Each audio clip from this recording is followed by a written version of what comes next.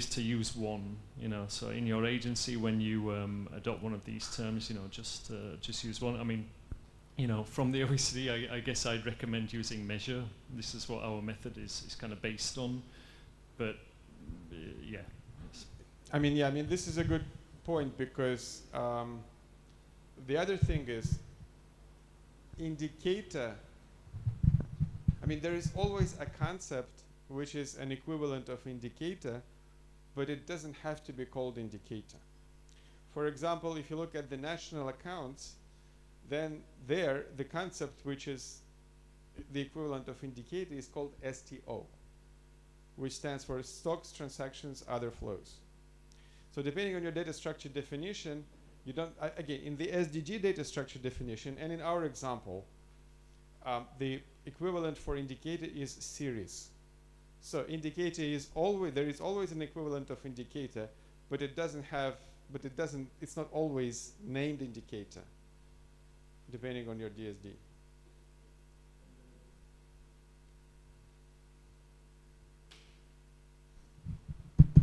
Yeah, so, and when we did our the migration at the OECD, like our data sets used many different terms for this kind of thing. So we used like series, we had subject, we had indicator, we had other things as well. And so, you know, one of the big parts of the work was just to kind of like, you know, use only one term for this. But why we decided on measure is because we thought that it fit more if you want to like decompose the information into exactly what is being measured, and then your breakdowns go to other concepts, okay, and then you have the unit of measure and some other concepts as well. So this is why we decided on measure. Indicator for me is more of a kind of like a compound piece of information, you know, a little bit like series.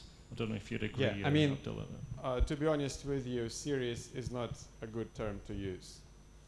The reason we use it is for legacy purposes, because this is how this concept was called in the Millennium Development Goals database, in the MDG database. So the use of the term series for development indicators, it goes back more than 20 years.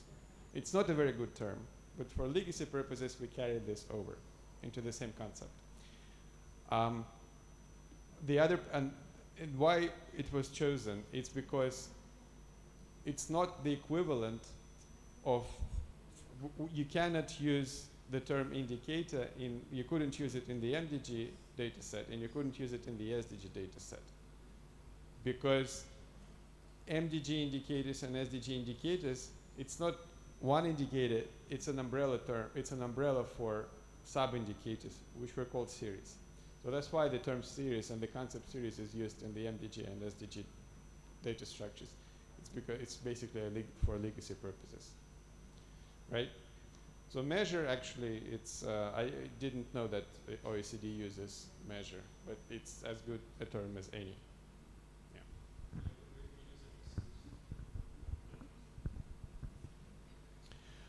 All right, so we have completed exercise 1B. Any questions or comments?